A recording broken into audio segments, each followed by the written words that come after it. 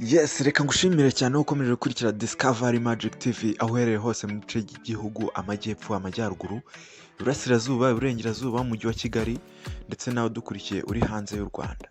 Jedi Pasi, hanyuma aka kanya twe duherereye ku rukiko rw'ibanze rwa Kicukiro ahazwi nko mu Kagarama, hagiye kubera urubanza rwa Kazungu Denis, uyu nguyu ukurikiranyweho ibyaha bigiye bitandukanye harimo ubwicanyi.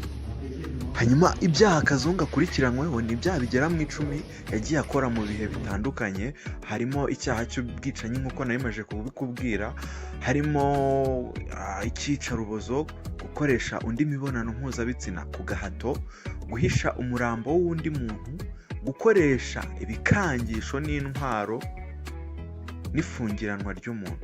Kazungu kandi akurikiranyweho ubujura hakoresheje kiboko, icyaha cyo konona inzu y'undi utabiguhereye uburenganzira.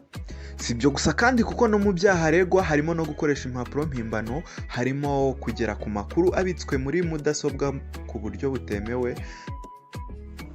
Amakuru rero kuri ubu ngubu ahari amaze kumenyekana ndetse anatumye ari mu rukiko muri aka kanya, agaragaza ko uyu Kazungu Denis ukekwaho kwica abantu mu karere ka Kicukiro, bamwe yagiye abica mu buryo bw'agashinyaguro ndetse ku buryo hari n'abo yagiye ateka mu isafuriya. Uyu mugabo rero ukekwaho kwica abantu akabashyingura mu nzu yakodeshaga, umunsi ku wundi hagenda hamenyekana amakuru mashya muri dosiye y'uyu mugabo uzwi nka Kazungu Denis, yatawe muri yombi ku itariki 5 Nzeri mu mwaka wa 2023, aho ibyaha akurikiranweho yabikoreye mu nzu yakodeshaga ndetse akaza kuvumburwa ari nabyo byamuviriyemo gufatwa.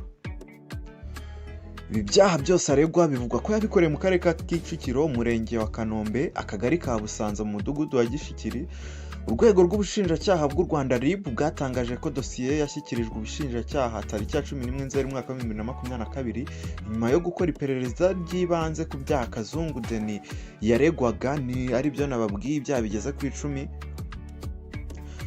Hanyuma mu iperereza ry'ibanze bivugwa ko mu cyobo Kazungu yajugunyagamo imirambo y'abamaze kwica hakuyemo imibiri y'abantu 12. Hanyuma ku rundi ruhande ariko ubwo Kazungu yabazwaga kuri iki cyaha cy'ubwicanyi ashinjwa, yiyemereye ko yishe abantu 14. Hanyuma bamubajije aho indi mirambo yagiye, asubiza ko yayitetse mu isafuriya. Hanyuma mu bo yishe harimo abakobwa 13 ndetse n'umuhungu umwe, bivugwa ko uyu nguyu ari we wamufashije gucukura icyobo yajugunyagamo iyi mirambo yindi y'aba bakobwa.